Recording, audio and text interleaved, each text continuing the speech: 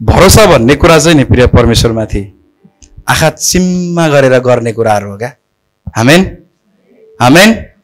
त्यो यसो यसो यसो यसो क्या त्यो आँखा बन्द गर त भन्द त्यो गर्छ नि कतिले त्यो क्या त्यो केटाकेटीले प्रार्थना गर्दै यसो गरे जस्तै क्या। यो भरोसा होइन। अनि परमेश्वरलाई हामीले धेरैपल्ट चाहिँ ढाँटेका छलेका चाहिँ यसरी छौँ कि यसो यसो खालके भरोसा गरेर यदि भइहालेन भने मैले देख्नु त पर्यो नि त, परिस्थिति त चाहियो नि त भन्ने खालके क्या, यसो यसो खालके क्या। तर बाइबलले भन्छ परमेश्वरमाथि चाहिँ पुरा हृदयले भरोसा गर। आमेन आमेन। तर सानो सानो कुराहरूमा परमेश्वरका कुराहरूलाई भरोसा नगरेर हामी साट्छौँ, दिन्छौँ।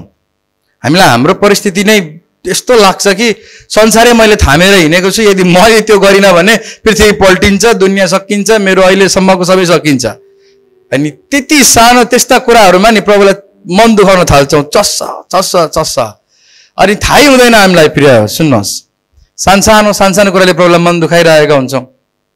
अनि एक दिन परिस्थितिले हामीलाई त्यो रुख ओइलाए जस्तै ओइलाउन थाल्छ, किनभने भरोसा नभएको कारणले गर्दाखेरि। हालेलुया। तर बाइबलले के भन्छ भने भरोसा गर र भलाइ गर अनि सुरक्षाको उपभोग गर्नेछौ। आमेन। देशमा रहेर तिमीले सुरक्षाको उपभोग गर्नेछौ। यदि तपाईलाई लाग्छ परमेश्वरको कुरा गर्दा, तपाईलाई लाग्छ प्रभुको भवनमा आउँदा, तपाईलाई लाग्छ प्रभुको वचन सुन्दा, आराधना गर्दा, त्यो टाइममा चाहिँ अन्तै धेरै कुराहरू हुन्छ र मेरो धेरै कुराहरू सकिन्छ भन्ने लाग्छ भने त्यो परमेश्वरमाथिको भरोसा होइन। भरोसाले चाहिँ आँखा बन्द गर्छ। आमेन। जस्तै नानीहरू हाम्रो त्यो सोफाबाट हाम फाल्थ्यो कतिपल्ट, बुङ बुङे हाम फाल्छन्, हामीलाई नै त्यो डर लाग्ने खालको तरिकाले। अनि पक्रिदिनुपर्छ। उनीहरूले भरोसा गरेको एउटा बुवामाथि, मलाई पक्रिन्छन् भनेर। आमेन आमेन।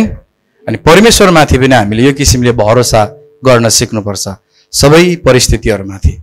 ती सबै कुराहरूमाथि चाहिँ नि होइन, परमेश्वरमाथि भरोसा गरौँ। यसरी चाहिँ हामी हुन्छौँ। अहिले नहोला, अहिले अलिकति घाटा भयो जस्तो होला, तर प्रभुमाथि भरोसा गरौँ। आमेन। धेरैपल्ट हामी ह्युमन नेचर भनौँ कि दुष्ट नेचर भनौँ, यस्तो हुन्छ नपाउँदा कस्तो पाएपछि सस्तो भने जस्तै क्या। तपाईँको एउटा मान्छेले जहिले हामी के हुन्छ आशिषित हुन चाहन्छौँ, प्रभुसँग प्रार्थना गर्छौँ, अनि धेरै प्रार्थना गर्छौँ, उपवास हो, प्रार्थनाहरू यताउता हुन्छ, प्रभुले आशिष दिनुहुन्छ अथवा काम दिनुहुन्छ अथवा केही गर्नुहुन्छ। अनि यति साह्रो निष्ठुरी हुन्छौँ कि हामी जे कुरा प्रभुले दिनु भने पहिला हाम्रो प्रार्थना र दुःख देखेर त्यसपछि पाएका ती कुरामाथि नै अलमल्लेर प्रभुलाई चाहिँ पछि पार्छौँ। अब प्रभु चाहिएन, प्रभु तपाईँ चाहिँ त्यो कुरा पाउने सिँढी मात्रै हो, पाए अब सक्यो भने जस्तै। प्रभुले काम दिनुहुन्छ, प्रभुले त्यो वेल कुराहरू दिनुहुन्छ, राम्रो थोकहरू दिनुहुन्छ, हामी त्यहाँनिर अलमलिन्छौँ, अल्झिन्छौँ। अनि दिन आउँछ प्रभुले त्यो कुरालाई पनि फेरि माग्नुहुन्छ, बाङ बुङ माग्नुहुन्छ। अब्रामलाई छोरा दिनुभयो, छोरामाथि अब्राम अल्झ्यो, प्रभुले दे तेरो छोरा भनेर माग्नुभयो। तर विश्वास हेर्नु, लैजानुहोस् भनेर उसले यस्तो विश्वास देखाइदियो कि प्रभुको त्यो माग्ने कुरा पनि बन्द भयो। होइन, रोक, तँलाई बरु अझै दिन्छु म, तेरो विश्वास खतरा रहेछ। आमेन।